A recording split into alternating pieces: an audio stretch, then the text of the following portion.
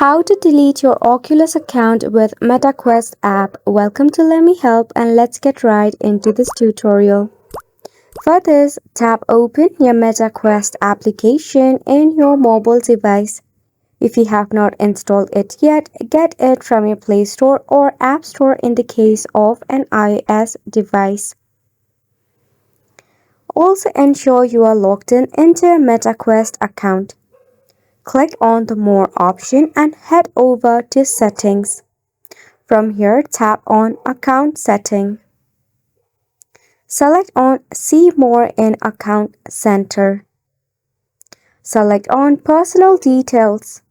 Tap on Account Ownership and Control. Select Deactivation or Deletion. Tap on a Meta account and click on Continue. Scroll down on it, then tap on Continue. Then re-enter your Meta account password.